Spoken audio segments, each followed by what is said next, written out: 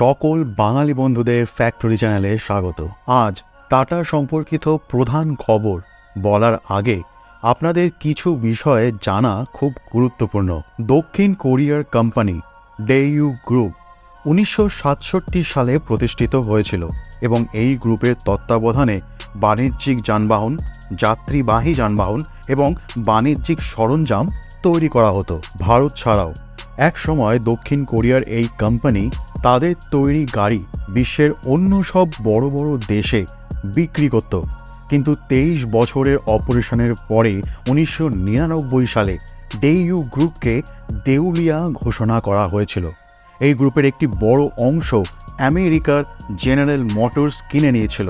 তাছাড়া এই গ্রুপের শিপিং ব্যবসা চলে যায় চীনের কাছে। এইখানে ভালো কথা হলো টাটাও এই অধিগ্রহণ থেকে পিছিয়ে ছিল না এবং 2004 সালে ডেইউর বাণিজ্যিক ট্রাকের ব্যবসা টাটা কিনে নেয়। আশ্চর্যজনক বিষয় হলো যে 2004 সাল থেকে এখনও পর্যন্ত টাটা ডেইউ দক্ষিণ কোরিয়ার দ্বিতীয় বৃহত্তম ট্রাক প্রস্তুতকারক হিসেবে রয়ে গেছে। আরও কিছু বিশেষ বিষয় রয়েছে যা শুনে আপনি অবাক হবেন, তবে ওই বিষয়ে কথা বলার আগে আসুন আজকের প্রধান খবরটি আপনাদেরকে বলি। টাটা ডেইউ কমার্শিয়াল ভেহিকেলস দক্ষিণ কোরিয়ায় তার নতুন সিরিজের লাইট ট্রাক লঞ্চ করেছে এবং এই সিরিজের নাম দেওয়া হয়েছে diction vision. ZF auto transmission ছাড়াও FPT ইঞ্জিন সহ আসবে এই ট্রাক এবং এই ট্রাকগুলি সম্পূর্ণভাবে তৈরি করা হবে দক্ষিণ কোরিয়ায় অবস্থিত টাটারই একটি ম্যানুফ্যাকচারিং ইউনিট থেকে। টাটা ইতিমধ্যেই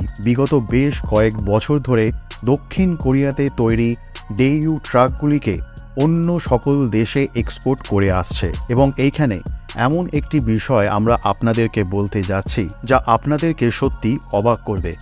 2005 সালে টাটা এবং পাকিস্তানের আফজল মোটরসের মধ্যে একটি চুক্তি স্বাক্ষরিত হয়েছিল।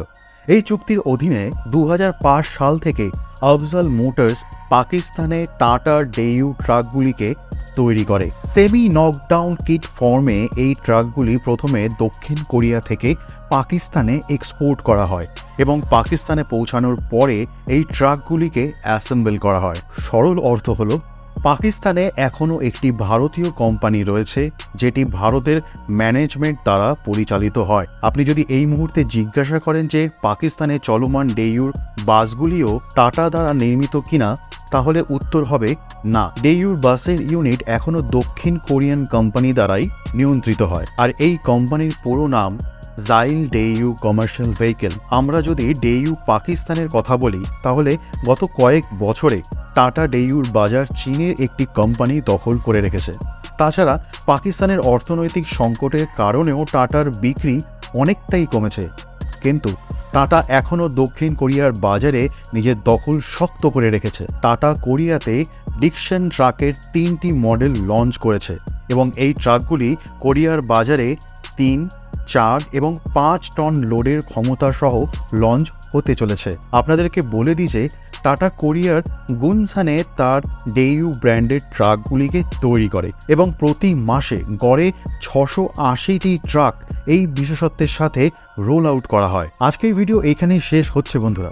এই তথ্যের বিষয়ে আপনাদের কি মতামত নিশ্চয়ই কমেন্ট সেকশনে লিখে জানাবেন, কারণ আপনাদের মতামত পৃথিবী পরিবর্তন করতে পারে। তার সাথে এই তথ্যটা যদি আপনাদের যথার্থ বলে মনে হয় তাহলে লাইক এবং শেয়ার করে চ্যানেলটিকে এগিয়ে নিয়ে যেতে সাহায্য করুন।